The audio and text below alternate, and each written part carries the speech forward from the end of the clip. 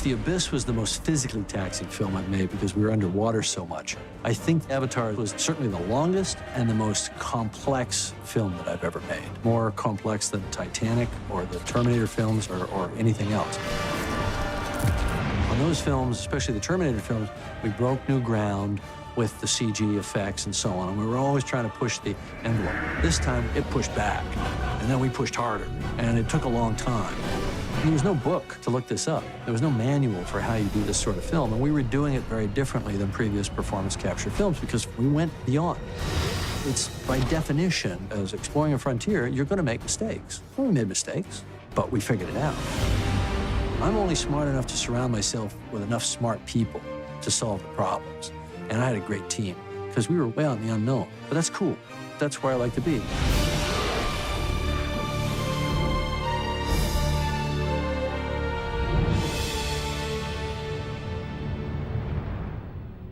People have asked me, what was your inspiration? What was the trigger? They're looking for some kind of proximal cause, and there really isn't one, okay? It's my whole life. It's my entire childhood. I grew up in a town in rural Canada.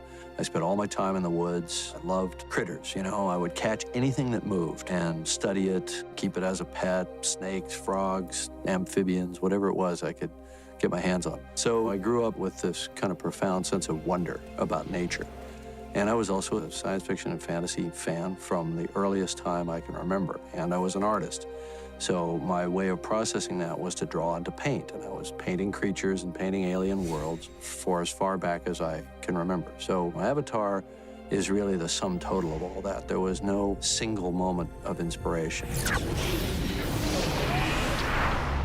Now, the thing that got me off my duff to actually sit down and write it, this movie that I'd had in my head for most of my life in some form or other, was that I was the CEO of a big visual effects company.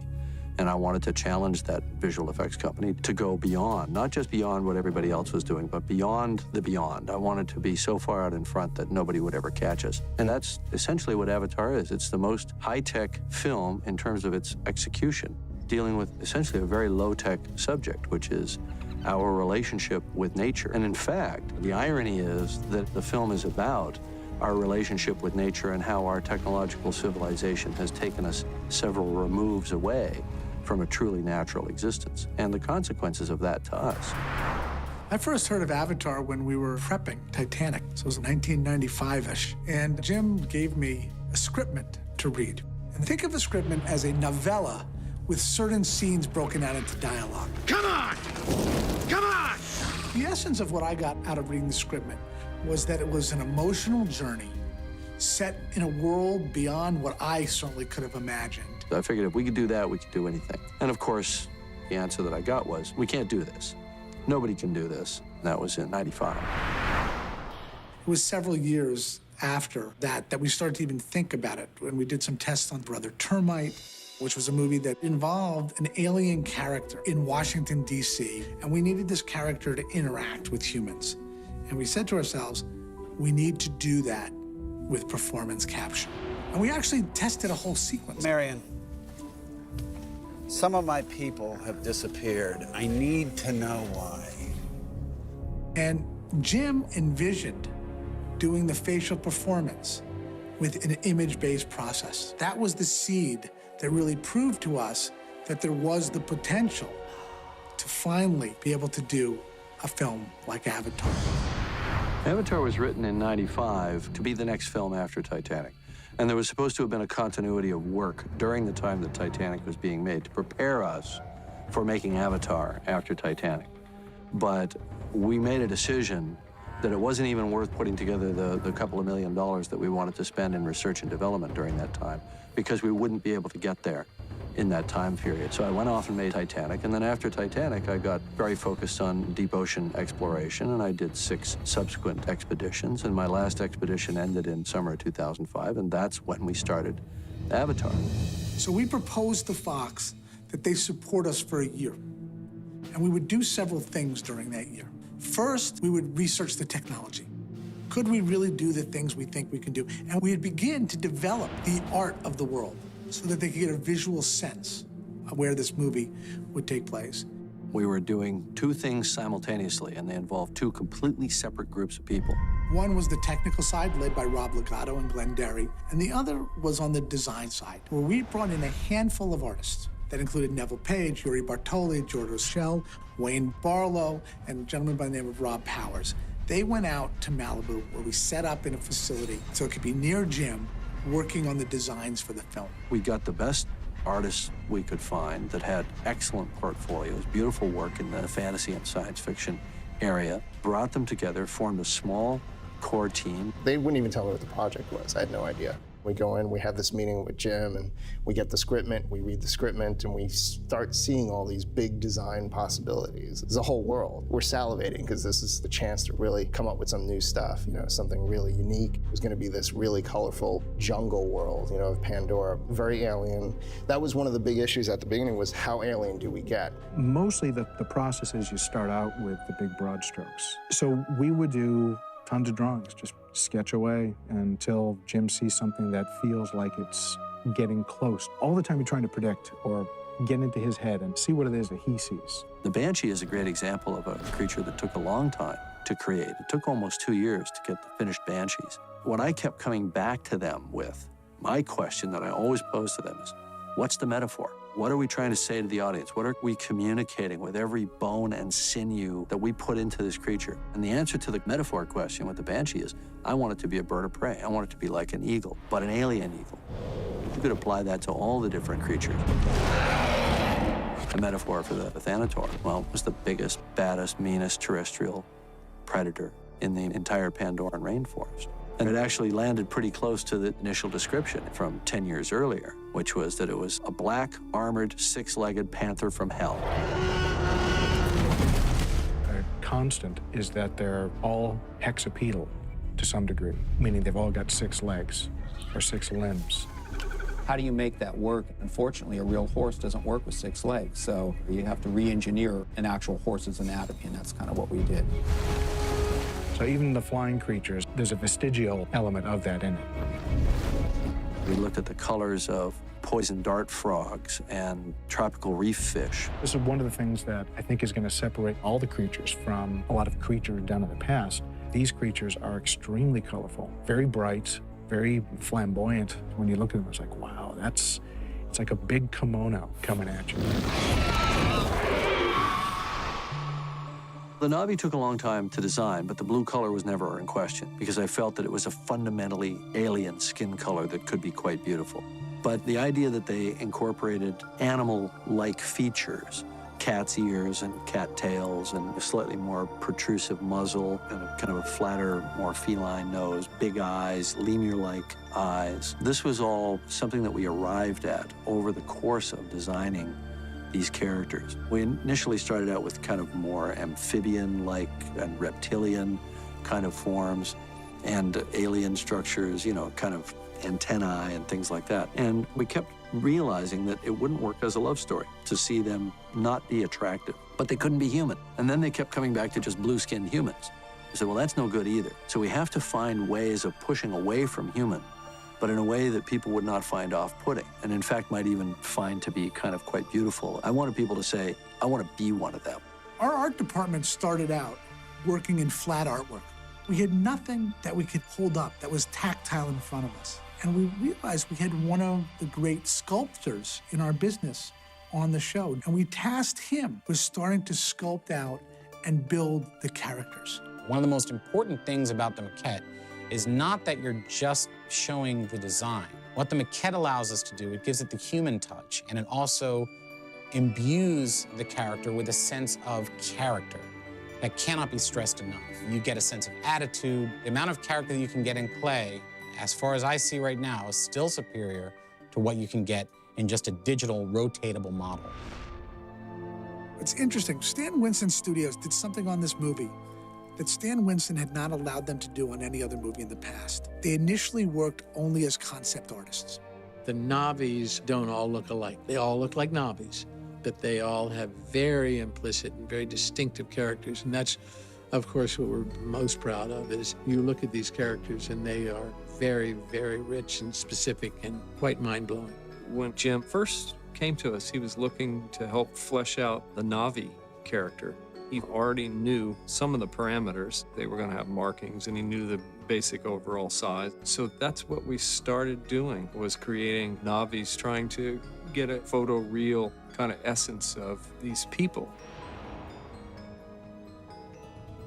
What happened in April of 2005, Rob Legato came to us and showed us some tests that he had actually done where he used a virtual camera, but in a post-production method. And he had the idea that he could apply that same thing to performance capture. How it started was essentially coming up with an emulation of how we like to make live-action movies. Normally, you go into a film and you at least have a basic idea. There's a process that's been in place for, 100 years towards creating these images. But Jim wanted to do it different. And I remember the day that Jim and John visited the Beowulf set, which basically was a blind cap paradigm, which means reference cameras only for the performances of your actors and not seeing any rendered caricatures or environments at all. And I saw this little glint in Jim's eye, and I knew he was up to something, but he didn't tell any of us. He didn't tell me. That's basically the genesis or the idea where he says, I think we can do a tool for the director, enabling him to come up with real-time performance capture.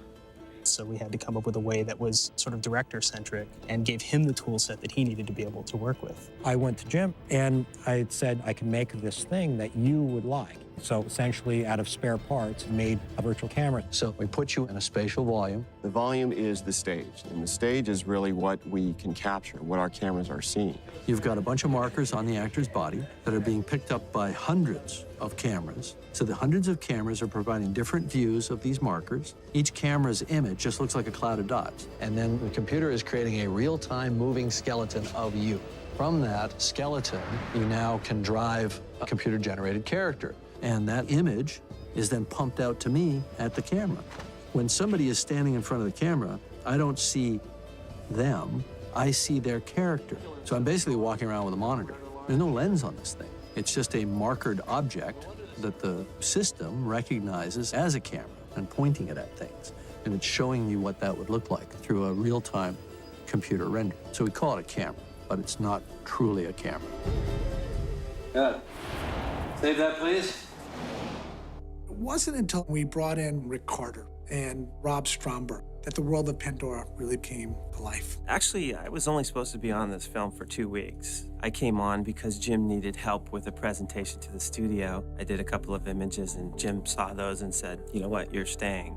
We are very lucky to have gotten Rick Carter to come on to our film. And he came in and he saw the movie on so many different levels. I think that what's unique and special about Avatar is that it's an experience. The part of the job that matters to me is what's it about? The big questions of why, not just how are you going to do it, which of course you have to do, but you have to come up with the whys because those are what motivate you to actually inspire this army of people. And he was able to bring into the fold Ryan Church and James Klein and others who just elevated everything. And he worked collaboratively with Rob Stromberg, and Rob and Rick shared the responsibility ultimately of designing the world.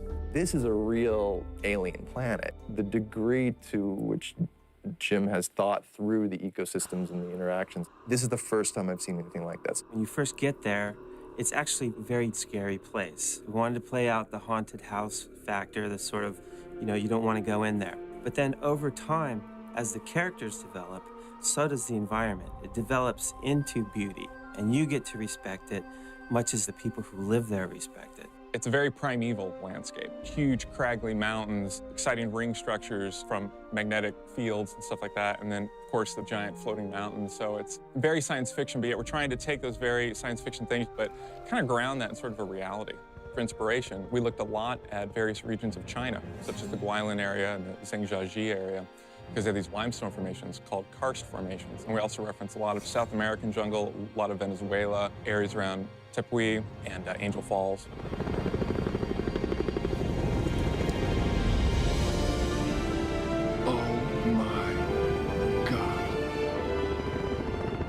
For like the smaller things, such as the alien plants, we would reference a lot of small lichen, small succulents that actually exist on Earth, exotic flowers, and just really play up the scale of those. Jim was really adamant about wanting Pandora to be possible.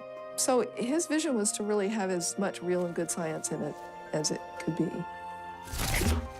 On Pandora, or anywhere, the environmental factors that would have the most influence on plants would be the light, the solar radiation, which is needed for photosynthesis. So on Pandora, there's a very strong magnetic field and very weak gravity, so plants were able to grow much larger. So gigantism, the large trees, the large plants.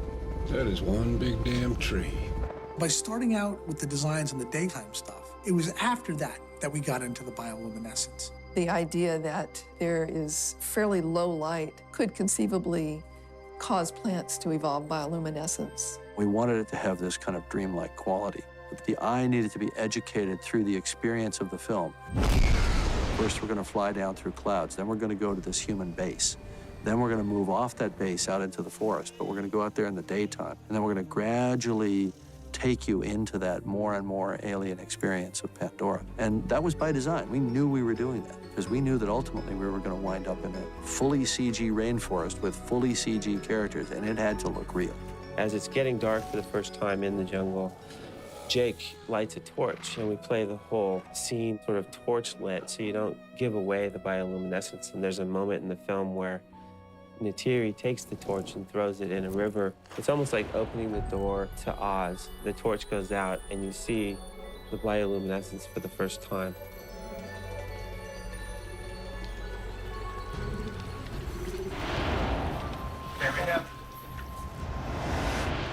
One of the first things we did when we had the system up and running is we shot what we called a prototype. Maybe we were crazy, but we never doubted that it would work. So we cast 2 actors who were not going to be the final actors, and we shot a short scene. Okay, I'm sorry. Whatever I did, I'm sorry. And then ILM finished it for us through to a so-called photoreal level. You only come and make problems. Only. Okay, fine. Fine. You love your little forest friends. So why not just let them kill my ass? What's the thinking? Why save? Yes. Why save? You not fear. You strong heart. But stupid, ignorant like child. From that moment, when we saw that little 37-second clip, we knew this would work. It was just a question of how easy it was going to be. Of course, it wasn't easy.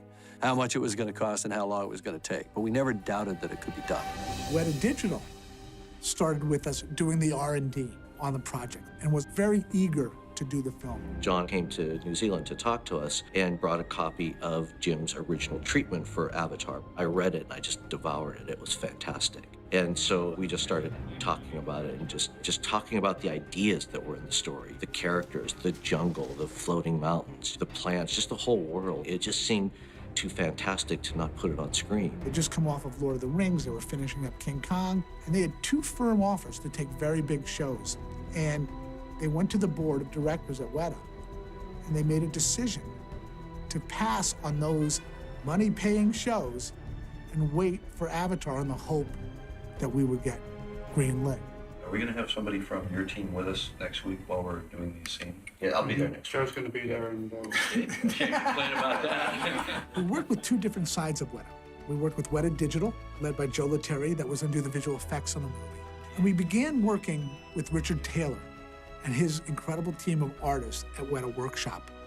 One of our trademarks at Weta is that we love to design a historical culture, a believable lineage of culture within a world. I felt that this offered us that opportunity. I would suggest the Na'vi culture is more aligned to a Pacific culture, and what we've done is we've gone and hired weavers that come from the Pacific, and they're able to put that level of culture in. Regardless of the fact it was set in the future, the people of this world needed to feel that they had lived in the past, they'd been on a journey to this place, and I found that really exciting. We had a discussion, what kind of culture are they? Well, they're Neolithic culture. They can't use metals because they're in these very powerful magnetic fields. So they have to make everything out of bone and crystal and leather and so on. Also woven into it, Jim definitely saw a further layer of adornment that would be suggestive of a culture that existed beyond the moment in the movie. What Jim wanted to portray in the Na'vi people is actually a tribal look that was unique, soft, and beautiful, organic, reflecting the kind of philosophy that the Navi people live, which is very utopic and happy. How's that? I can still breathe. Still breathe? Yeah. We'll have to be careful if you start to turn blue. I think one of the biggest disservices on this movie, sort of during the award season, if you will, was that the costume design was not recognized. There were actually 2 costume designers. But when Deb Scott came in, she actually fabricated every single article of clothing that every single virtual character in the movie wore. It's a little bit of a learning experience for everyone to really try to figure out what the place of the costume designer might be. I didn't understand anything to do with computers, really, or how that process was when I started. So I was completely playing catch up. I was stitching and sewing with a lot of amazing craftspeople who had been working on the project. They were approaching it just like the Na'vi would. Like, how would you weave a chest plate? So it was really like a giant jigsaw puzzle, taking some pieces that other people had already built, adding on to new pieces that I had craftspeople who had already been working on the project build for me, and sort of taking on and trying to finish off each character, which ended up being quite a few pieces. The other challenge, of course, is that it can't look like anything you'd ever find on Earth. And that's fantastic. That's just such a cool challenge to start from scratch. What does a knife look like, you know? How do you wear it? All of this stuff informs everything else. It's impossible for a CG artist to imagine how to simulate this stuff if there's no real-world reference first. Mowat's ceremonial gown, what we called her mantle, we had to make that. And it was actually made in a number of different fabrics until we got exactly the right weight that would move the way we wanted it to move. The same thing with Sute's battle fringe. Deb Scott made up all kinds of different fringe of different weights and different lengths and so on, and we tested it. Basically, we did wind tunnel testing and saw what it looked like and imaged it. And then we said, all right, that's the weight, that's the right fringe, that's exactly the right color and length. Now, Weta, you guys have to figure out how to do a simulation and incorporate it into the animation. All right, here we go. And action. 2 of the biggest challenges of keeping people engaged in the movie while we were going through this process were our 2 stars, Sam Worthington and Zoe Saldana. We spent months and months and months looking at people, and then all of a sudden, Sam came on, and I mean, I remember the moment. So when I first came here, it was just orders, and then something happened. I fell in love with the forest and the people. With you. And the thing for me about Jake was, in the end, I had to believe that the people would follow him. Well, we would send them a message that this is our land. I sold everything I owned. All I had was basically a bag of books and a bag of clothes and my $3,000 car. And then I got a phone call to do this audition where they wouldn't tell me anything about the script, wouldn't tell me who the director was. And I'm thinking, well, once again, it's another waste of my time. And then about a week later, I get a phone call going, look, Jim Cameron wants to fly you to LA to audition for him. And I said, well, what the hell for? And they said, that audition you did. I went, oh, here we go. And I said, well, I've got to get down off it. I was snowboarding at the time. I said, I've got to get down off the mountain first. I could be dead. So, well, especially the way I snowboard. All right, got that? All right, here we go. And because I was coming from having nothing to lose, it actually powered me up to actually kind of not be scared.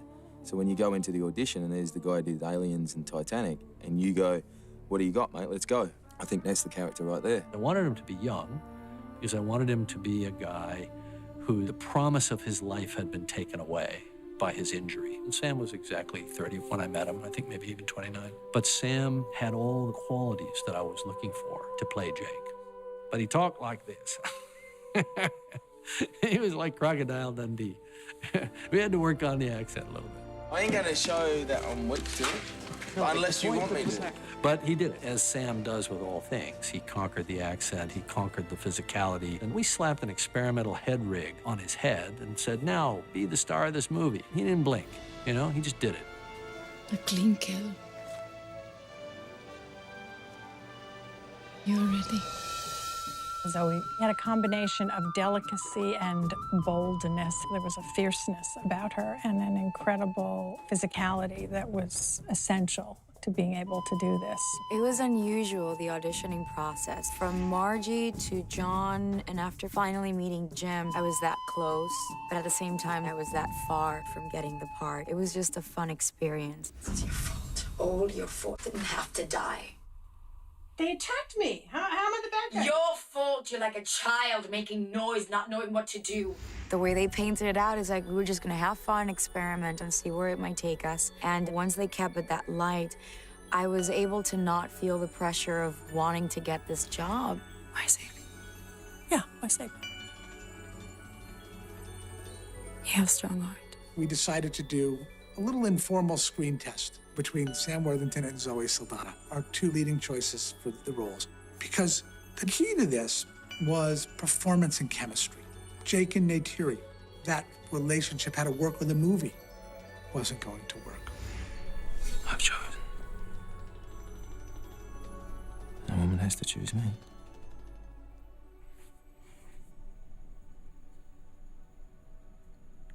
She already has. Out of that, again, Jim felt very comfortable in his decisions, but we didn't have a green light on the movie. The studio was also thinking, gee, you really need a star in this movie, you know, for the Sam Worthington character. You know, their eyes get a little bit too big for what they're really ready to embrace. It was a 6 months process of waiting. You know, I said to Jim, I'll stand by you the whole way. I want to go on this journey, and I need a damn job. So we did an old-fashioned Hollywood screen test with a slightly new twist that it was in 3D. We will send them a message that they cannot take whatever they want, and that this is our land. It was after watching those scenes that Fox came on board and realized that Sam was the right one for that part. And in January of 2007, we got the green light. And that was both a very exciting day and a very daunting day, because all of a sudden, we really had to make the film. Outstanding.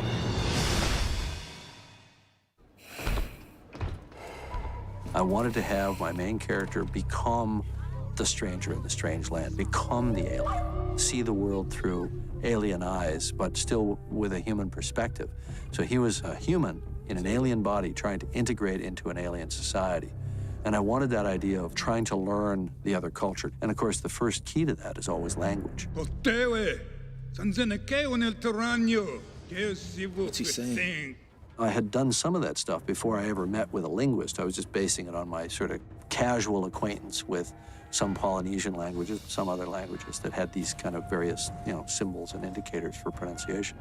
So then when I started working with Dr. Paul Frommer, he got excited by that. He said, what does this apostrophe mean to you? I said, well, it's just the way you pronounce that word. He said, okay, let's work with that and we'll incorporate that into it. And then he went miles and miles beyond those initial ideas. He wanted something that didn't sound like anything that we've ever heard before, but also that sounded like something that was doable in the sense that the actors could master it. He showed me some of the words that he had come up with, and that gave me a sense of the kind of sounds he had in mind. And so at that point, I kind of built from there. It's All the lines that were to be spoken in Na'vi first appeared in English, and then it was up to me to turn that into Na'vi. Once I had the elements of the language in place, it was pretty much a translation exercise, except that I didn't have a dictionary. I was the one who created the dictionary, so of course I had to create the words as well as put them together into sentences. When I started the job, I asked if I could meet with Paul, who was writing the language, and he was still in the process of writing it at that point. So every actor that came in, whether they were coming in for human into an avatar or a Na'vi role, all the auditions have them sitting there doing and all this sort of stuff. Basically what they did was you walk in there, casting director says, okay, you're gonna do the audition, but you're not gonna do it in English. No more son de lector! I know a lot of people that got pissed and they walked out of there angry. Tenemos las damas, más que nosotros! And I just remember, I was speaking gibberish, and I walked out, and I was like, nobody's gonna like that. It was awful. I was embarrassed. Me, ni, no, mu. They responded to it, and more than anything, my performance came through. Metiri, ¿por qué me desvías delante de nosotros, Mata?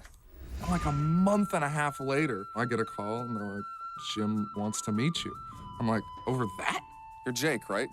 Tom's brother. Wow, you look just like him. Sigourney and I had been through an experience early in both our careers that was a huge break for both of us. She got an Academy Award nomination for playing a character in a science fiction movie, which was almost unprecedented. Get away from her, you bitch! But that was, 23 years earlier.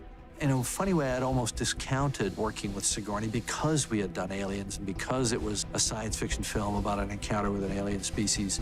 I thought, that might be a little too close to home. But then I thought, idiot. She's perfect for this character. She can do an amazing job with Grace Augustine, and Grace Augustine is not Ripley. I'm changing her name. Oh, okay. Because I don't want to do Ripley and Shipley. All righty. Let's say it's going to be Grace Augustine. Frankly, it's thrilling to be working with Jim again since we did Aliens, but also to be in the first movie he's wanted to do since Titanic, and to see how excited he is about the writing, the shooting, the this, the that, the joy he has of working on this finally. He's quite unique, I think. Really unique. And I just felt that there was an interesting spin on her being involved in a story in which we are the aliens. The word alien is used in the film. It's used by the Na'vi, speaking of us. So there's an interesting irony there. It's such a great adventure, and it's also at the same time a great love story. Also very much about big business and their blindness to the destruction they cause. As we got the actors, it kind of fell into place that we would incorporate the actor into the design, and kind of came up with an idea that it would be great to try to retain the mouth and some of the facial characteristics of that actor so that that actor's performance would come through. And to develop Zoe, who plays Natiri, we actually went to set and put her through a whole battery of photographs. And then on top of the actress's photograph, then we would turn her into a Na'vi. So we did complete turnarounds, all different angles of the head and neck. And this is the photograph that I used to start this image here. We took this through at least 50, 60 versions. For each actor, we put them through a life cast process, which we used for our designing purposes when it came to a 3D sculpture. Look at that. It's absolutely fantastic. What an incredible cast, I must say. No eyebrows in there? Oh, your eyebrows are right there. They're still on your head. Which in turn get scanned into computer files, which are sent to Weta, and then they will then work off of this design that we've done and help bring those to life. It was very important for us to put all of our actors through a training regimen that was specific to their characters. Everything they say, everything they do, every physical part of their performance is all done by actors. It's captured performance. And this applies to Sam Worthington's character and all the other characters as well that are Na'vi or avatars. How they move, how they breathe, how they stand, everything had to be created by them. So Sam, we had him learn Na'vi. Na'vi Tete SCV. We had him work out with a trainer. Sam had to do military training, and he worked with my brother. He's a former Marine. He fought in Desert Storm. So we got, some of his Marine Corps buddies, and they took him out, put him through his paces. And that gave him a little bit of the mindset to draw from to play his character. Nothing that I'm giving you, Sam, is outside of standard combat mode, so join it. They want you to kind of be proficient with weaponry and stuff like that because the guys in the Marine. So I wanted to actually meet other Marines. On round 4 times. Go, go, go. To me, it was more the way these guys see the world and the way that their training has made them think. And nothing can stop them. And it's drilled into them to achieve their mission. You've got the man next to you, and if he goes down, you pick him up and you keep going. Keep going. You got it, Sam. Let's go. Keep going, keep going. Another mag. Waiting on you. Let's go. That gave me a base to jump from. So that was the best training I had. Welcome to our world. Hey, fuck it. See, trust. I should just drop here. Zoe went through a tremendous amount of training, as did Laz and CCH. She went through horseback training, archery training, movement training, dance training, language training. To say we did a lot of training is an understatement. We actually had to learn how to walk like a Na'vi. We had to learn how to do everything from our core. They only exhibit speed or power when they absolutely have to until they explode. And when they explode, I mean, they move like the wind. They worked with the movement coach, Terry Notary, and Terry came up with certain ways of moving that involved the way the chest and the spine would move to create some kind of animal grace, some power in the step. We work with each actor as a whole and then separate them and work with them as individuals so that they can first create a base technique. So there's some inspiration coming from different sources. It's not an ape or it's not a cheetah. It's a combination of a bunch of things that the character is inspired by. Without Terry Notary, we would have a species that would talk a different language, but would walk human and react as humans do. Terry worked with the complete cast to create a unity of movement and create a believability in this culture that they had grown up together. There's a connection between the people in their environment. This is part of how they get their strength. This is part of how they survive. This is part of them getting energy. We play around with all of that. There were some big dance numbers that got cut out of the movie, but her choreography, her movement that she created is still very much a part of the film. When you see all the ceremonial stuff where they're swaying and rocking around and throwing their arms in the air in these very precise time signatures, all of that was created by Lula and by her troupe.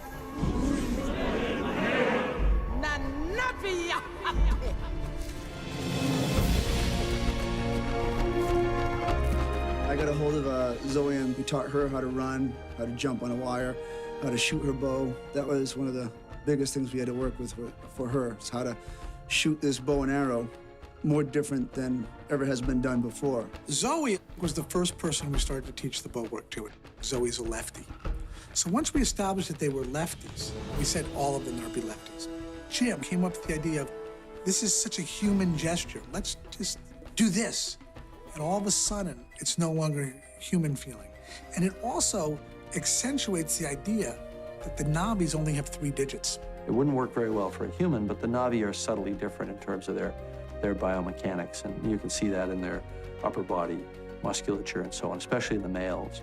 The archery teacher came to me puzzled, and he says, all right, you're showing the actors one way of doing it, but you're having me teach them proper archery. And I said, well, I want them to respect the power of the bow, and I want them to understand the focus, the breathing, and all those things that you can teach them. That strength has to project from the core of your body through the bow arm towards the target. And if nothing else, you think of your target as boom. Think of your target as boom. And we had 2 instructors from the Olympic team come to help work with our actors. And we showed them this idea of doing it backwards. And at first, they were very skeptical. And he said, you know, you can't shoot a bow that way. And I said, really? You can't? Come with me. So I got a bow from the prop man, and I got an arrow, and I walked out behind the studio, and I said, you see that bush over there that's about 75 meters away? He said, yes. And I went, like that, and hit it. And he said, oh, you can shoot a bow that way. Because I'd been out there practicing. And I got lucky with that one shot, but I hit it. Let's go through the first page of background dialogue part 1. What we've done is we've really worked on it as a company of actors. And what we've been doing in the last couple of weeks is having them speak their way of speaking Na'vi to each other. What we've just been doing is to have Zoe and Lance come up and just do a little bit of the dialogue so that Wes could hear what we've established, so that rhythmically and so on, he can kind of match up, and he's doing great. So that we're artificially creating that melting pot.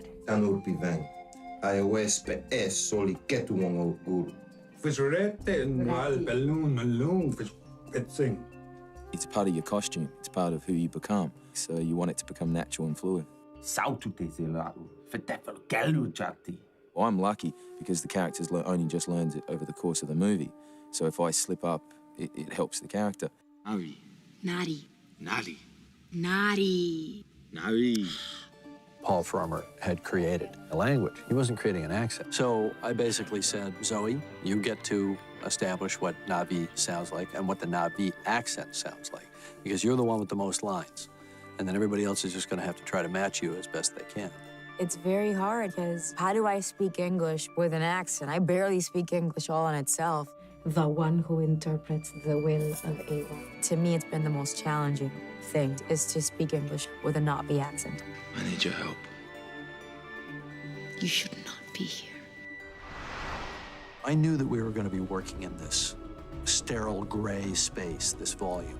And I didn't want the actors to just sort of come in on the first Monday morning of the shoot and not have any kind of basis for feeling like they were in a rainforest. So we went to Kauai, we went way up in the mountains, and we acted out the scenes. Relax, Maureen. You're making me nervous.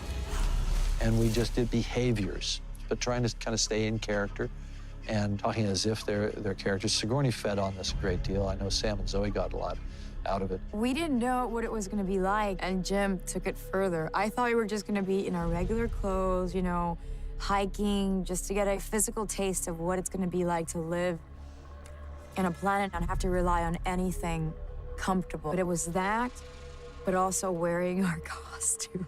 So I was naked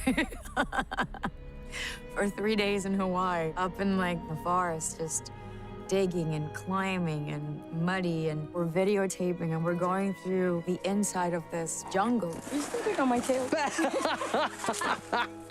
And I saw this headless rat. And I'm with my bow and I'm in character. The moment I saw this rat, I was just like, immediately I went back to like my New York state of mind. I was like, oh my God, I can't deal with this. And he's like, suck it up. Jim was like, come on, Nick Thierry, suck it up. I'm like, right, okay, Zoe, leave. This is jungle, no TV, no BlackBerry. Let me just do this.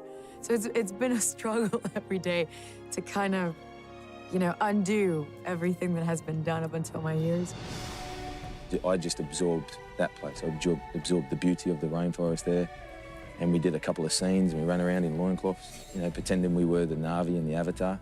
And there's a difference between being out in the real world and then coming into this grey, desolate area and actually trying to have to, remember what it was like in the water. So if you're swimming in here, if you're swimming on kind of just a rolling chair, your brain can kind of remember. We got to rehearse a few of the scenes, and we got to rehearse with physical things because we knew that we were going to be going into a mocap stage, and we weren't going to, you don't know how your foot lands in mud if you're just standing on cement. So your body reacts differently to things once you've actually gone out and done those things. I was shooting them with an HD camera the entire time, just watching how they moved, how they behaved, how the light played on their faces, the light through the trees, if it was sunny, if it was rainy, if it was cloudy. And a lot of that fed my process, on the visual side for how we would light these scenes later. So it was very, very instructive. But I think the biggest part of it that was valuable was just the kind of kinesthetic sense memory that allowed them to create. What did it smell like? What did it feel like? What did the trail feel like under your feet? Come on! So it was about making it real for the actors.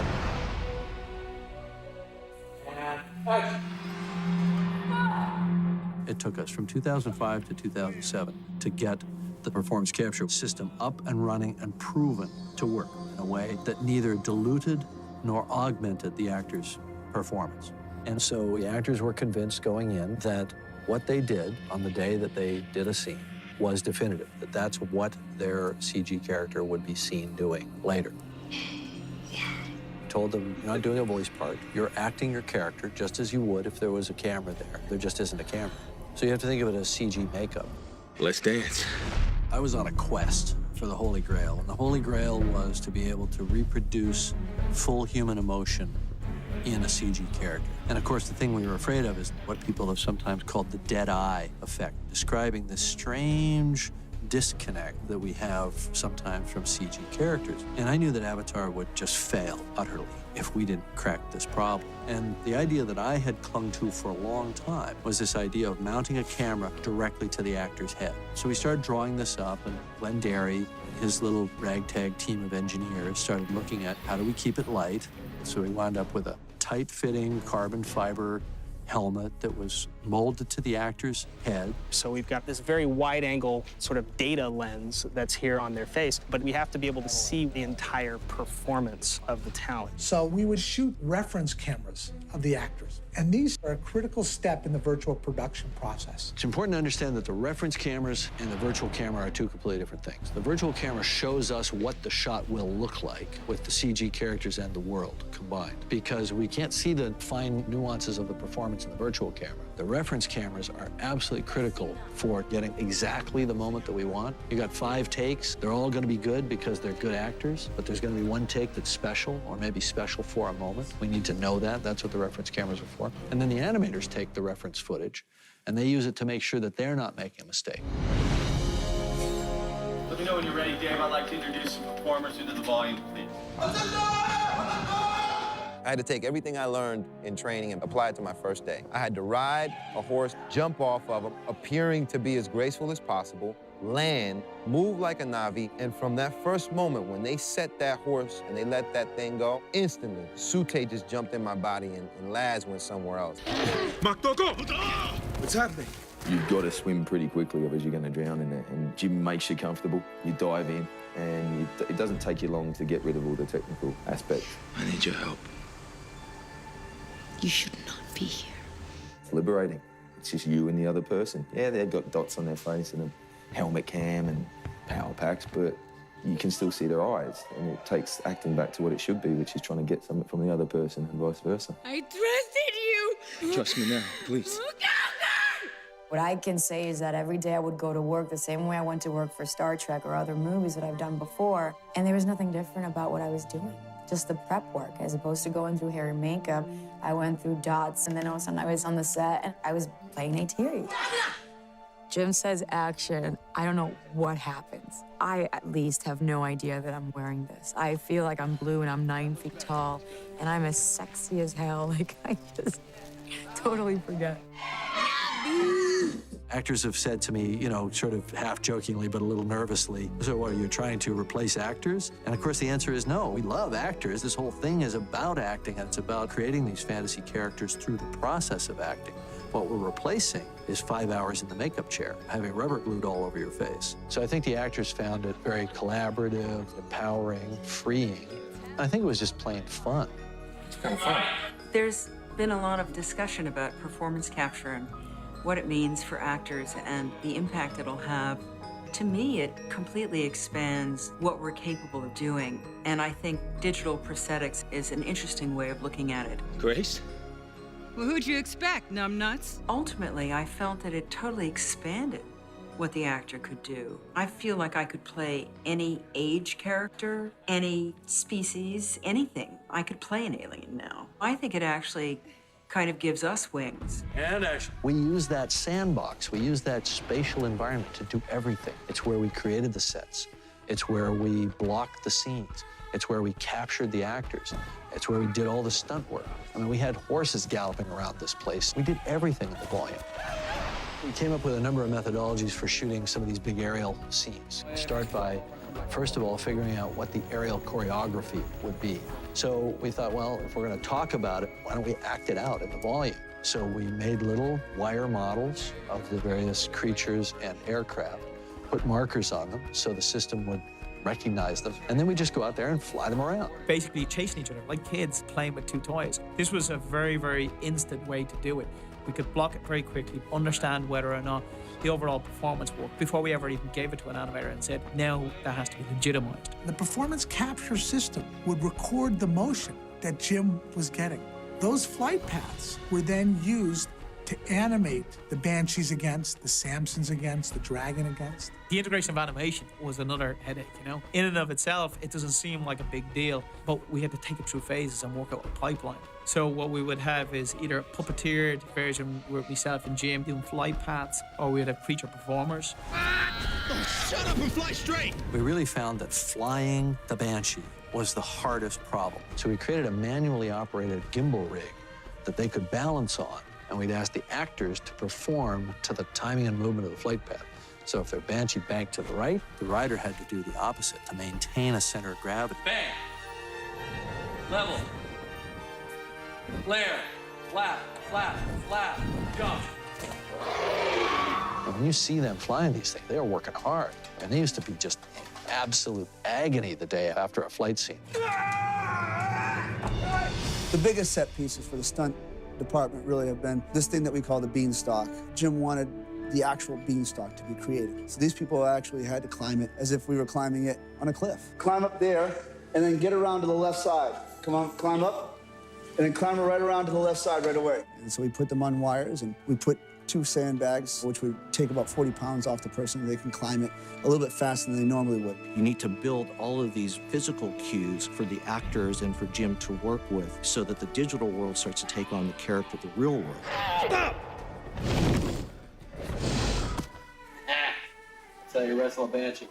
We would have to build layouts, which were the physical interactive set pieces, so that if you saw the Na'vi climbing a mountain, we had to create, let's say, a 20-degree grade. If they were climbing a vine, we dropped ropes down and you'd see them climbing a vine, so it was all very interactive. Yet there was no environment there. There was no jungle. And we can be very improvisational because we're not bound by the set. There's nothing on the set. It's a gray set.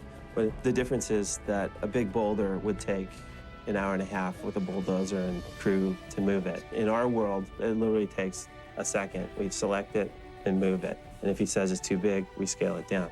Everything in our environments is modular. Okay, bring the camera around. Any plant, any mountain, any exotic alien life form can be completely moved and configured and sized and scaled with a push of a button.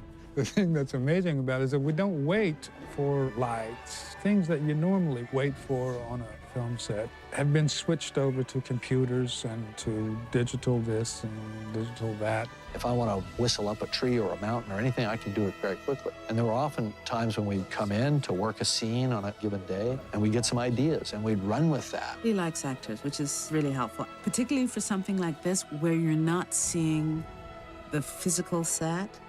It's really important to have the kind of director who can lead you and let you know what's happening, and then you can react to that.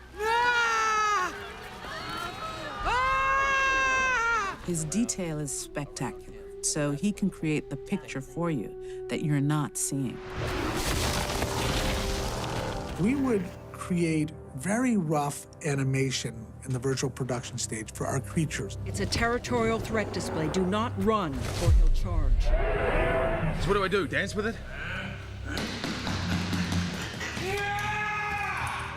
Jim would be there with a pole and going after Sam, and he'd be representing the hammerhead.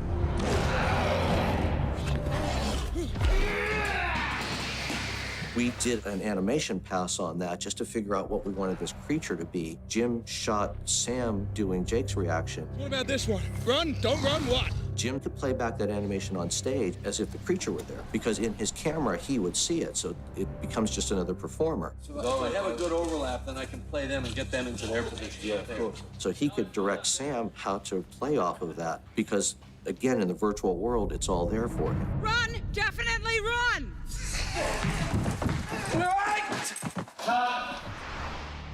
We thought we learned everything in the first year of research and development, because we had done a test and based all of our reasoning on a scene with only 2 people in it. We hadn't done a scene with 10 people or 100 people in it, and those represented more difficulties in virtual production. If we got past 5 characters, it would create a problem just capturing the motion. Never mind getting them to run with fully fledged sets and lighting. We just hit a ceiling, man. We taxed the hardware to the max, and the software at that point was untested. It was not built for what we were trying to do. So every time we pushed, it crashed. No save. No save. Let's go again, please. Here's an example of a scene that almost broke the system. Made of a lot of different elements. You can see there are horses, different performances of the principals and the crowds that were on the side. They were all combined together in one shot. And we're selecting specific actions and syncing them all up so that they all play relative to whatever's happening. This is like reinventing the wheel. It was really challenging, I have to say. I've never been so challenged on anything. So here we are 2 years into making Avatar, which is longer than it took us to do all of Titanic right through finishing the movie. And we're still 6 months away from starting an entire live-action movie, and it had nothing to do with the virtual production. It was pretty daunting.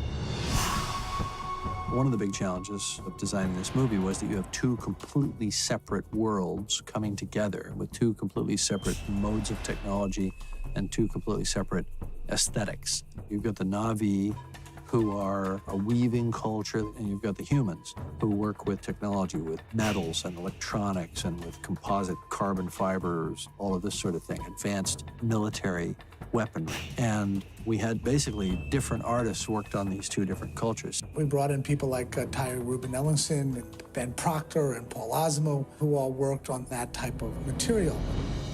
Most directors are content to have something kind of look cool, and Jim, that's just not his world at all. When it comes to mechanics and man-made objects or bits of technology or bits of architecture, vehicles, all this sort of stuff, he wants it all to work. He wants it all to make sense. He wants to see an engineering mindset was put into it, a practical mindset. Why is this handle here? What is this piston doing? It's not about strict sort of art direction and cosmetics. It's a more thoughtful design process, and he holds us all to that standard. All the way from Earth to Hell's Gate, it had to have a human scale to it. It had to have a human livability in it. Jim wanted this contrast of gray tones and kind of depressed look to everything. It looked livable. It looked like it had been there for a long time, or it looked like it kind of gone through the ringer a bit. Of course, I love all that hardware stuff. I'm an unrequited engineer. I worked with Ty very closely to make sure that the amp suit's shoulder motion would work and was thought out in terms of the various articulations and where the servos would go. Range of motion was all thought through, and where the power supplies would go, where the servos would go, and all that.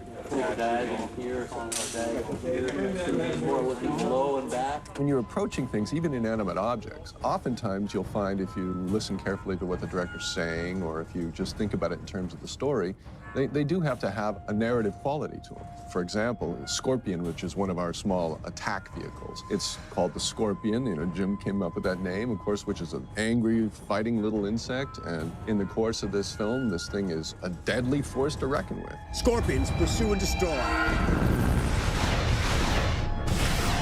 So you want to build that into your design. You want this thing to look aggressive and arrogant and powerful, badass little killing scorpion. That's the shapes, that's the marks you make, and that's what you hope to get on screen.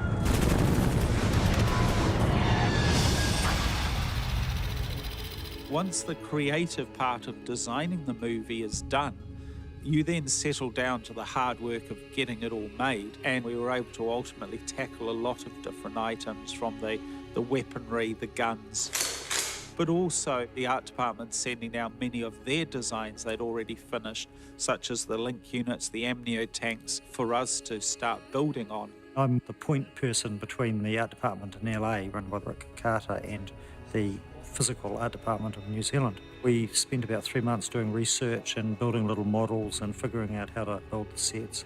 Getting a construction plan and process based on what information, because this was fast-tracked in that they were still designing the sets in LA that we would be building in New Zealand. So we would take every little morsel, every scrap of information we got and run with it. In our original production plan, we were going to have a number of weeks where Jim was going to be able to get down to New Zealand and treat it like a normal show. And all of a sudden, because of the schedule changes and the need to edit, the need to turn over to Weta, that window that Jim was going to be in New Zealand before we started filming shrunk. He was only going to be down there for about 6 days. But we realized we had built a set of tools that could be helpful in this. And we took the virtual production and applied it to our live action sets. We'd location scout. Just like you'd get in your car and drive out to a location and scout it with a viewfinder, I'd walk into the volume and I'd scout it with the virtual camera. And Jim was able to rehearse in these virtual environments and made adjustments to the sets down in New Zealand without Jim ever going there. I'm wondering if we should just sort of slide this part of the set around. We've got roughly 25 sets worked out. We've got something like 40,000 square feet of floor area, plus the rainforest, another 10,000 square feet, so they're quite big numbers. The crew of 140, you know, it's not a particularly big crew, but this is not the sort of show that you could just throw a lot of people at and say, here, finish that. It's just so technically demanding. This is really nice. Remember that sentry gun we had? Sure do. Here it is. You can go shoulder, or you can split it and go two hands. We built all of Hell's Gate that you saw in the interior, from the op center to the commissary where Quaritch makes his first speech to the jail cell that they break out of. We built the 2 shacks where they do the research, and we built the Samson itself. We had to build the link room and the links themselves, and these things had to work. From Jim on down, you feel like in every department we're working with people who exist at the pinnacle of their craft, and the attention to detail and the demand for excellence on all levels, I think, is just mind-boggling. It's almost like there are 2 different films being made, as there are sort of 2 different worlds. There's the world of the Na'vi and Pandora, and then there's the humans and stuff that's not necessarily CGI as much. And so it was kind of new for everybody. You're not wearing a Velcro wetsuit, and everything's built so detailed that it kind of makes your job a lot easier than even being in the mocap world. It feels like a different movie because we've got a whole different cast, to be honest with you. You got Stephen Lang and Giovanni and Philippe, and then you got Michelle as well. Stephen Lang had respect for ideas of duty and courage and things like that, and he understood how he could channel that into a character that's basically a villain. But he's this very pure creature, and he came in for an audition and he knocked it out of the park. He was just riveting. It's my job to keep you alive. I will not succeed. Not with all of you. He said, "Do you remember when we met?" And I said, "I sure do." And we'd only met once before, and it's about 20 years ago. It was for Aliens. And he remembered the audition very well. And I find that kind of wonderful, that you can audition for something and then 20 years later you get the part, you know? I think it's great. There is time to salvage the situation. Park Shut your pie hole. Or what? Ranger Rick, you gonna shoot me? I can do that.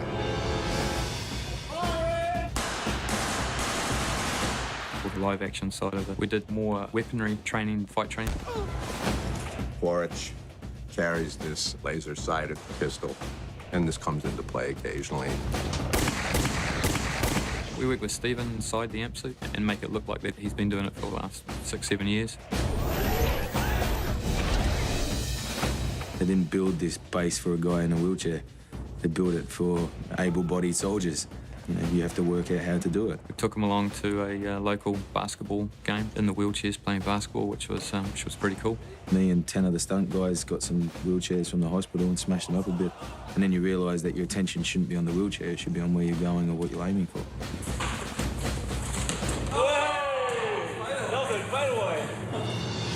This right here is the Samson.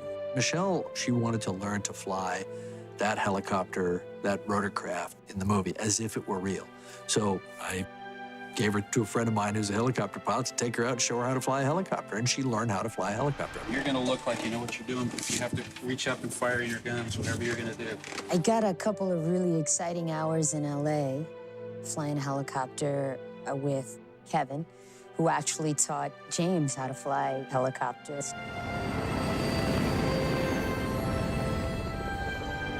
There's something about being in the air that's just beautiful.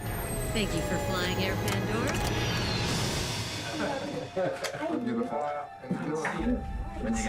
Welcome to sunny New Zealand. We never really felt like we had this first day, except when we went down to New Zealand, because that was a truly new break for us. I can just have everybody's attention for a second. This is kind of a pinch me moment. We're actually getting to make this movie. It's a dream project. You know, this script, the first draft of it was written 12 years ago, and we didn't start on the film then because, frankly, the visual effects guys told me I was mad to even try. We had high expectations coming into this, that we were going to see something exceptional, and I would have to say that our expectations have been not only met, but exceeded by the workmanship, the dedication, the professionalism. And I just wanted to take this opportunity to thank everybody for what it's taken to get to this moment. Now, we obviously have hurdles ahead. There's no such thing as an easy shoot. I think, you know, when people wrap on time, it's because they ran out of ideas. So, don't count on that. Here we go. And action. Dr. Augustine, you can't be up here. That's false. The thing that's hardest to understand about all this is we actually created 2 completely separate camera systems that had completely different jobs.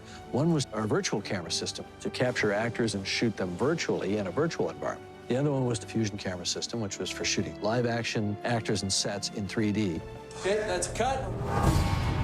I fell in love with 3D when I made my first 3D film, which was in '95, and that was T2 3D. The logistics and the technology required were enormous. The cameras were the size of refrigerators. This didn't seem to be practical.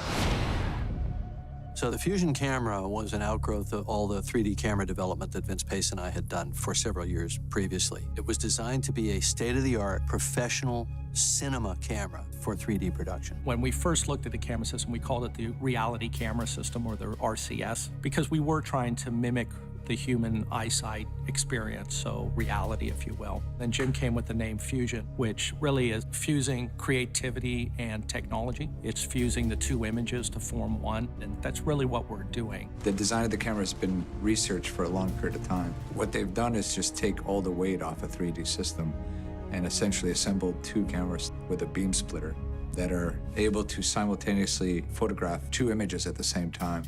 And you have a series of servos that basically you can align the two images or disalign them according to how much 3D you're looking for in a shot. I've never done a film in 3D, so the experimentation was really enticing for me.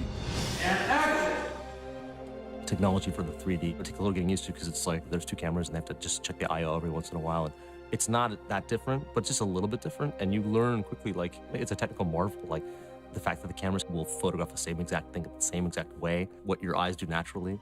It took years and years to develop to make the cameras do it. Once we're done shooting a scene, you can just walk 15 feet away, get yourself into a pod, put on some glasses, and watch your scene in 3D. A lot of our sets, we made the decision not to build full sets. We would put in green screens, and we would do set extensions. Roger that. If you take the link room, for example, we only built one side of that set. It was a mirror image on the other side, and we were able to fill that in digitally. Where we are right now is one end of the armor bay, and it goes, you know, about 50 feet. You realize that the armor bay is probably 10 times as long as we have it. It's absolutely filled with heavy weapons and amp suits. There's your man. See you on the flight line. Our probably biggest gag on this will be the motion base we built for the Samson. It's huge, you know, it's the size of a bus. So. We also have the Samson in the back lot, which is going to be hung from a large crane. It's really cool. They basically land the thing. All the guys jump out just before it, like, hit the ground. I don't know how many feet in there. It was probably about 40. And they turn on these massive fans to make all of the foliage in the ground move. It's been the whole gamut of effects, really. Things breaking, simulated helicopter flight, bullet hits, fire.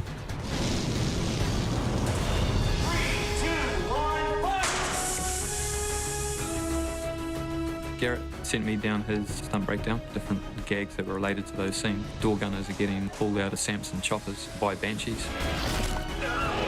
Also some stuff that happens in the Dragon. Multiple stunts and sequences where troopers are getting taken out. Probably the most technical movie I've been on. A challenge for everybody, but I think it's going to be a wicked product at the end. I have to say, these stunt guys, I mean, they really gave us their all. There's such a great spirit there in New Zealand. The energy they bring, the excitement.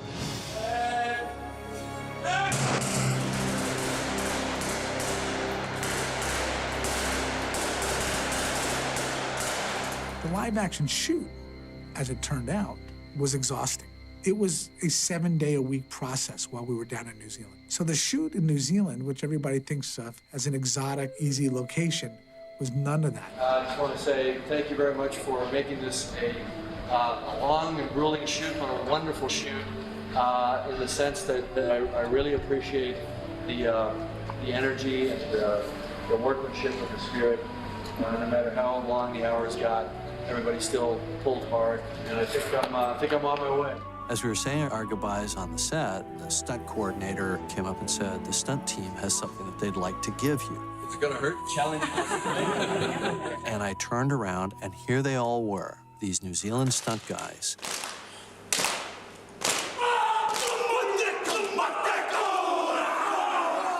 Some were Maori, some were not Maori, but they were all New Zealanders, and they had all worked on this haka. Apparently what this haka does, if translated, is it challenges you to continue to do your best. And that was their way of thanking me.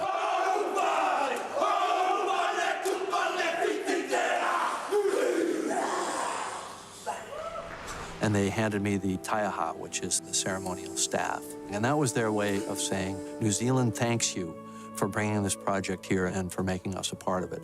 And it was a very, very emotional moment. We'll be back. All right. Let's see you back. Thank you. The whole time I was in the volume, I said, you know, if I was shooting this, it'd be so easy. You guys just spent 5 minutes trying to move one light 20 degrees around the subject. And if I was there, I could reach over and move it myself, and it would take 20 seconds. Then I got to live action shooting and, you know, moving big objects around in the background. And I said, you know, if this was CG, I could have moved that in 30 seconds. So the whole time I was shooting the virtual camera, I was complaining that it wasn't live action. The whole time I was doing the live action, I was complaining that it wasn't CG. By the time I got back to doing virtual production again, after the live action, I just kept my mouth shut. What I realized is that they're both hard, and they're completely different. So you have to have a good team that knows one discipline and a good team that knows the other discipline. After the live action filming was completed, most movies are done. We still had a tremendous amount of scenes that we had captured performances on that we had not yet done camera on. These would play back on the stage with Jim and the virtual camera. Yeah, please. So now the actors are gone, and he's out there with this virtual camera playing back their performances from sometimes months before. Let's do a take. Over here. Ready? And playback. When he looked through the lens of the virtual camera, it was as if those actors were there giving him the performances live. Yeah, beautiful thing. He would now go and create the actual shots that became the movie. Action. So after all the frenzy and activity of a live action shoot, Lifting. and it's just me with the virtual camera out on a big empty stage for a year. It was a year of this, shooting these cameras. Cut, say that, please. Now you've actually got sort of dailies for the first time, actual shots to cut with. Now you edit the scene, get that the way you want. And then that edited cut is what goes to Weta for them to finish. We called that the template. We would see kind of where he put his light, where the compositional elements were, how the art direction was laid out. Basically, Jim handed that over to us as a master guide for what he wanted the shots and the scenes to look like. Weta is only building what we're sending them instead of building out shots, and instead of going through these massive amounts of iterations with lighting tests and all these other things. We're giving them something that's much more concise, to the point. This is the length of the shot, here's the motion, and here's the camera. And we just followed that, and we would start replacing that with all the high-resolution elements. Weta were able to field a team of some of the best animators in the world. And it sort of broke down into two separate areas. One was the creatures, and the other one was the characters, where they were animating from captured performances. Traditionally, when people think of animators, they think of someone who's gonna add life to something that's inanimate. Where Avatar comes in, we're not asking our animators to create the performance. The performance has already been created by the actor. Think fast. Motor control's looking good.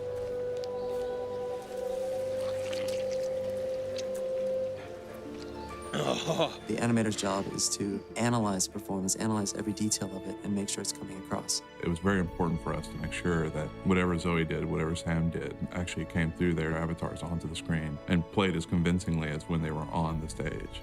You take a character like Neytiri, and the idea is that the audience just has to fall in love with this character.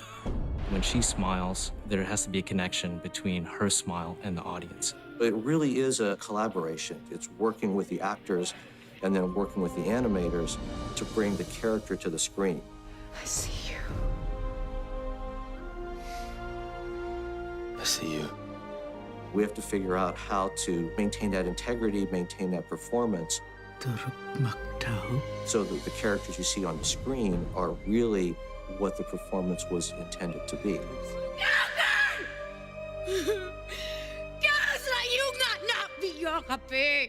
We had the actors on set at Weta Digital. We scanned them with our own software, and that's when we were able to take 60, 70 different fax poses from them, default states, eyes looking left and right, up and down. Any kind of data we could get from the actor just to make sure that the eyes really did feel like Zoe and Sam. The eye motion and the eyes, it's something that's kind of overlooked in a lot of animation films. Our eyes work independently of our bodies and our heads. They also do these little subtle movements. That was another thing we looked for with the reference. It's one of the reasons why the eyes came to life in Avatar. We studied all those details and we made sure they were in there. We made sure Neytiri's eyes were locked on Jake when she was arguing with him. What are you saying, Jake? You knew this would happen? Yes. But the real trick to it was figuring out what they call the rig. And the rig is how they program the facial muscles to work. And we all have the same facial muscles, but they're in different proportions, and the way in which they fire, meaning how your brain controls your face, is different for every person. And this took months and months for each character, and it had to be done individually for each character. I will stand and fight. The reference cameras play an integral part in how we evaluate, study the detail within each performance. As good as our facial capture system is, if we really wanted to just see the subtleties on somebody's face, there's nothing better than just seeing a close-up, high-def video of that. They live, Jake. Within Awa. The stress with the animators was to actually animate to the reference camera, and then we'd make sure the performance looks the same, or all the details are in there. Navia. Luyo. And then we go back to the actual shot camera and see if there's anything lost. Usually you had gained a lot by doing that. 85% of this is taking from the actors their performances and preserving them in their computer-generated characters. I see you. I see you. But that last 15% requires animators to come in and add things like the tail and the ears. You had to study cat and dog and other animal behavior and incorporate that into how the ears moved, how the tails moved. We studied lions, and we incorporated that into our character. So in a way, the animation is a turbocharger on top of this whole facial capture idea. You should not be here. When Neytiri is furious with Jake, her ears flatten out and her tail's going back and forth. So there's a total character that's created. The animators have taken what the actors are doing and gone even beyond that. And it's a lot of fun to watch. How you feeling, Jake? Hey, guys. It is my performance. This thing walks and talks and acts like me. And it's my interpretation. Even though I'm big, 9 foot tall and blue, it's got my personality. It's got my soul. By the numbers. Jake, listen to me. You're not used to your avatar body. This is dangerous. This is great. Zoe really enjoys watching the footage of her as Neytiri, because Neytiri is this creature that's of her, created by her, but it's apart from her as well. She looked so sexy. She was so cut and long and lean. I was like, damn. The first sequence that we turned over to Weta Digital, we turned over in February of 2007. We did not get it back until May of 2008. Those first shots that I finaled, which was the scene where we first see Neytiri and she draws the bow and the wood sprite comes down and lands, they were so gorgeous that all of a sudden it was this moment of, holy crap, that looks real. She looks completely real. And then we just sit there and go, hey, look at that. Finaling those first 10 or 11 shots in that scene was absolutely critical. That's the moment where we knew this movie was going to work. We didn't know yet if we could get all the other 2,600 shots done, but we knew we could make a real character.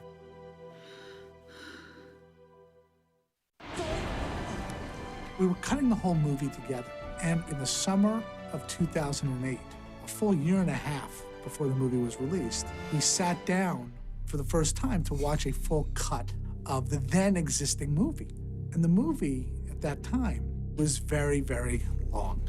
So the film was like a mosaic of scenes that were in various stages. So you'd have scenes that were in a pre-cut and then something that was in a virtual camera cut next to something that was turned over 6 months ago that was in animation level, and it was hard to watch. We had to cut the film shorter because it wasn't quite gelling up. It always felt too long making its points, and I kept surgically taking little bits out here and there. And, we eventually wound up cutting out about 40 minutes of film from the time we first screened it for ourselves a year earlier to the time we finished the cut. There was a point where We had been hoping to just be able to handle the whole film ourselves, but Jim handed us a cut that was about 45 minutes longer than the one that got released, and it still had a lot of character work in it. We said, okay, if we focus only on this character work, that's more work than we thought we were going to be doing, and it's too late for us to gear up to do the other work. We made the decision to pull work in late 2008, but we didn't get the approval to do it until spring of 2009. So these shots were just lying in wait, the work building up, Jim stressing out about it. Yeah, okay, so you still have some tech work to do on contact, shadows, and reflection? And it was a nail-biter. The whole movie was a nail-biter in terms of getting things done, because we were always missing these deadlines that we kind of made up out of nowhere. Let's do this by this date. Because we sort of knew if we didn't do that by that date, we wouldn't get this done over here. ILM took the most number of shots and the most complicated shots, and their shots had to seamlessly fit in with Weta's work in the end battle. Other sequences were standalone sequences, where we would get companies like Hydraulics, Framestore, or Hybrid, and the other visual effects vendors, a complete sequence that they would deliver to us. Because of the way this film was done and how long it took to finish shots, we were in a constant state of deadline for, I think, 1.5 to 2 years. Fire. 3, 2, 1, action. Basically, for the last part, we were kind of in a marathon run. We couldn't back off the throttle. And we actually went back and shot a little more live action again later after our last capture. So it sort of went capture, live action, a lot of capture, little tiny bit of live action at the end. Action. This particular shot, we've got a live action Stephen Lang, where we had to extract that off the green screen, put it together with the digital Jake, combine it with the atmospherics, the digital jungle, everything else. The rebreather face masks in all of these shots as well was digital because it's glass. You're reflecting all of the studio lighting instead of the actual jungle that didn't exist. With Avatar, we had to do everything. There were vehicles, there were creatures, there were characters, there were jungles, nighttime, daytime, clouds, weather, rain. Anything that you could think of, we had to create. It covered the whole gamut. The first 13 shots we did for the movie took a year, and after that it was sort of an exponential curve up, and we were delivering 200 shots a week at the end. And what we had to teach ourselves was that there was a process of development. And the slower we went at the beginning, the more Weta was able to learn and improve the infrastructure. Which actually worked okay because we got better and better and better as we got toward the end. So we could actually go faster and faster. So even though we sort of backloaded the whole schedule, we had learned how to go fast enough to be able to compensate for it. The first time that we actually showed it to a large group of people was Cinema Expo, which is an exhibitors convention in Amsterdam. We argued about what content to include, and there was a concern that we were including too much of the Fern Gully elements of the film. In particular, the scene where the wood sprites land on Jake. We decided that we were going to keep it in.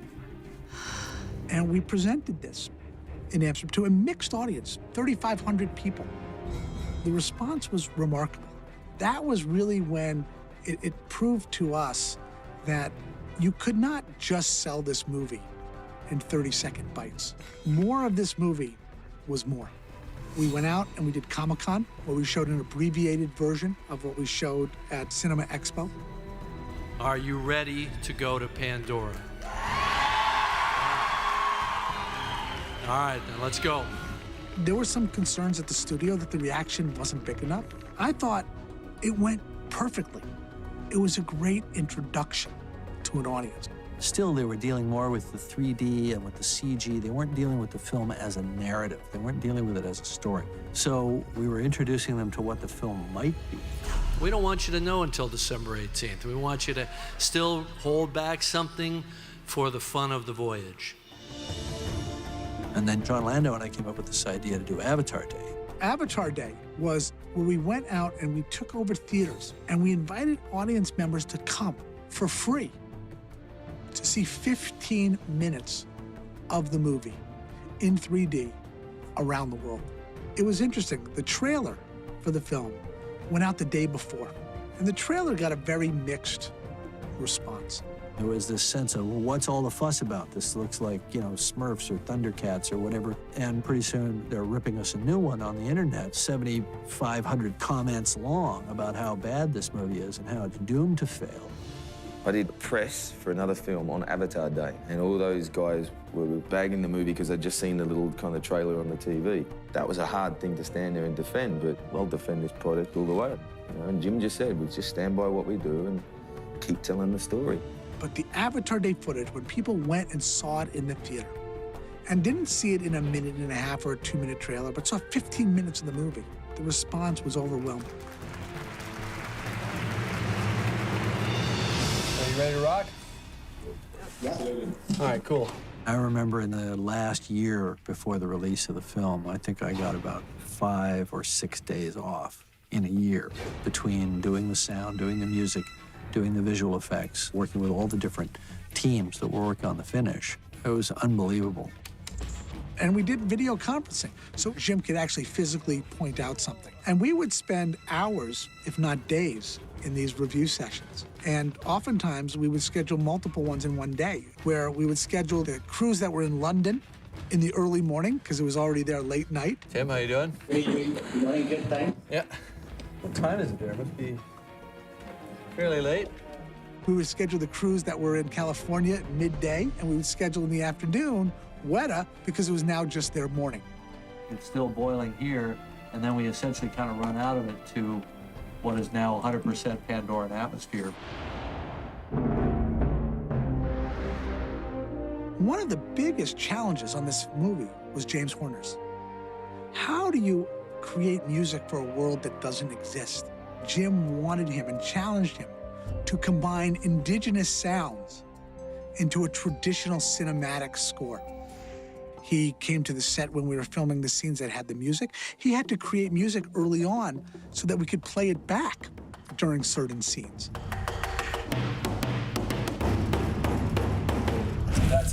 The first thing James did on this film was bring in an ethnomusicologist and start collecting sounds, vocal sounds, and various different instruments from around the world. Initially, the music was a lot more ethnically based. There were lots of people playing stuff. The art department drew about 12 or 15 ethnic percussion instruments that these people would play. And so I was tasked with writing songs for these instruments. And all of that had to be done before things were shot, because obviously the actors had to do the motion capture for that stuff. What I did was I sampled a lot of interesting instruments. And then I worked with them electronically to get an effect that was different than the instrument could make, but that had a kind of a weird spectral quality that made it sound like you really haven't heard it before, but it doesn't sound quite human either. Ringing for Kapa Kose Mawe, Ta, 2, 3, Ka, Tane. And they were two women that just are professional singers, and they just pinched off their voice to sound like sort of half African, half Navi, children, adult. Tane, Tane. A couple of days went by where we didn't really keep anything that was sung. It was just getting the right sound. We can get one good one. No, we trust your ears. Yeah. Paul Frommer was the guy who invented the language, and I asked him to write me syllables and consonants that I could use when my people were singing. Oh. I was true to the Navi language.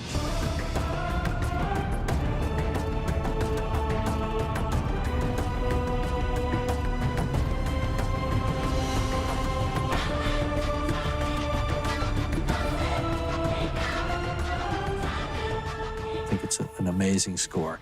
And because it has all this textual richness from all these ethnic instruments, he would segue between stuff that sounded very tribal into very orchestral sections of the score. But I thought the transition between the two was seamless.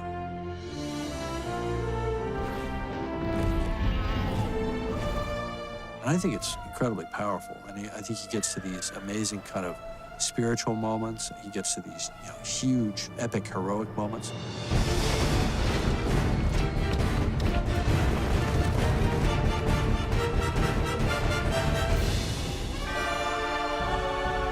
Which, by the way, there are a number of composers that can do that epic, heroic thing. But to integrate that all organically and always tell the audience exactly what they should be feeling without trying to force them to feel it. It should always accentuate beyond what you're already predisposed to feel.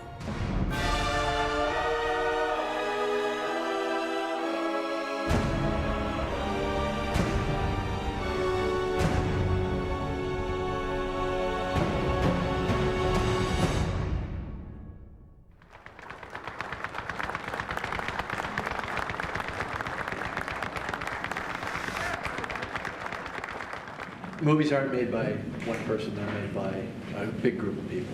And there's got to be one idiot that kind of charges out front and says, "Come on, guys, let's go." But then after that, you're putting up on the screen as a result of a team, and in this case, we're going to put a movie out there that's going to look amazing, no matter what version you see it in. But we can know in our hearts that we made a great film. So I think you guys should give up a little round of applause for yourselves. Jim said that we would solve our last problem on the last day we delivered the movie. And that held true. Jim looks at every phase of production and says, at a certain point, this is going to go out of our hands. So what we envisioned doing was basically customizing the release so that every viewer in every theater got the best possible experience. There's a lot of vagaries when it comes to public exhibition. Screens are different sizes. You've got different formats and technologies involving 3D. So we did something that had never been done before. We did a customized release. Wherever you went, it was going to be the perfect digital cinema package for that theater, and you were going to get the best possible screening of Avatar that you possibly could. We spent 4.5 years on Avatar. We wanted to deliver a perfect experience. Perfect in the photography, perfect in the post-production, perfect in the CG. And we really jumped through a lot of hoops to deliver that experience to the audience.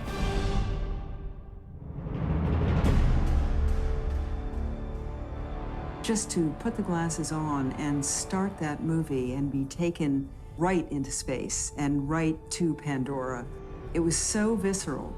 It was so exciting. And I'd never been taken literally, it felt, to another world. I wasn't prepared for, first of all, how powerful the emotional story was and how subliminal the effects were. It was seamless. And I just forgot all the work that had gone into it and was just transported.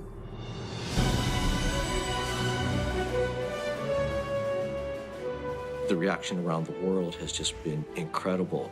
It really just caps the work. It's just a really nice way to just say, okay, we think this worked. The only difference was in blogs after the fact, where people started sort of criticizing the film's take on the military or corporate America. And I thought, well, that's fine. Those comments are there in the film for a reason. So if it provokes a reaction, that's great. That's what it's supposed to do.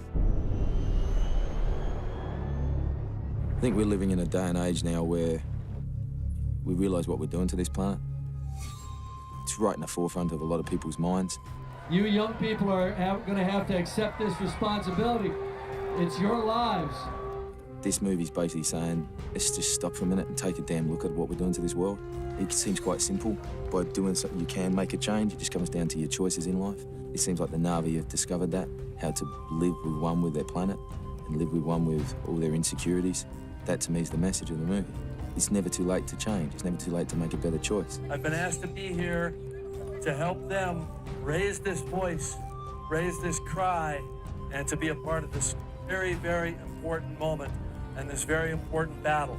This movie has sent those messages out in a very profound way, and we all, I think, collectively have been touched by them. Jim has gone to such great lengths to not only trying to say, suspend your disbelief, he's trying to say, be here, experience this. I love the fact that I'm part of a project that's always going to be remembered or thought of as a very significant moment in the history of film. It feels really, really good to have been a part of something so special and to have worked with people that were so passionate about something that we all just held together and gave it our all. And it's a really good family to belong to. And that's what thrills me, is the fact that throughout history, we're stamped. And nobody can take that away. Like, it did happen, and it did conquer, and it feels great. Whatever one thinks of the movie, I know what we accomplished in solving these technical challenges. I know that we were able to take from the actors their beautiful, amazing performances and preserve them in their computer-generated characters. And that was my biggest goal. See the world we come from. There's no green there. They killed their mother. And they're gonna do the same here. The question remains, how much does a piece of entertainment, a movie, actually change the way people act? One can hope that people feel that little twinge of conscience, that little sense of responsibility. It can only be a movement in the right direction. I just don't want to feel that I'm going through this process of making these movies just entertaining people and it has no higher purpose. I'll settle for a small change. I see you.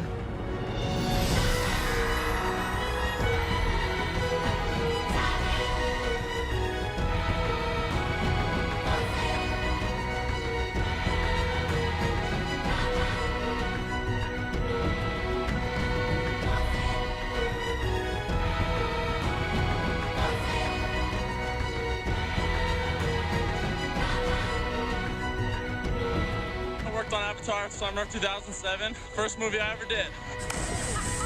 Avatar is Blood, Sweat, and Tears. a new way of creating movies. The epic experience. More than just another movie project. A groundbreaking movie. A great warning to our planet. Best film I've ever worked on. Like going back to film school. An amazing roller coaster ride. Sci-fi epic awesomeness. I'm getting paid overtime for it. The most challenging. Avatar is a date magnet. The director's vision. Truly a secret experience. The first feature film I worked on. A completely immersive experience. It's new, it's inspirational. It's my wife and I having our first child. I spent 9 months on James Cameron's Avatar. It's long hours. It's also part of my personal history now. Great storytelling. It's also a lot of friendship. I met my wife through someone on Avatar. I had 2 more kids. I was on it for so long. It was a surprisingly musical world.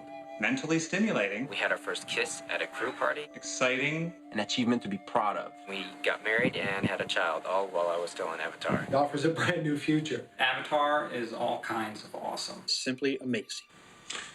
Avatar is spectacular. Avatar is gonna rock your balls off. Difficult. A testament of love. The greatest retrieval film ever. Art, science, and awesome. Creatively rewarding experience I think I've ever had. The most complex, challenging, rewarding show that I've ever worked on. A reminder that there are no boundaries to filmmaking. The collaboration of seemingly endless talent and passion. It's the defining film of our generation.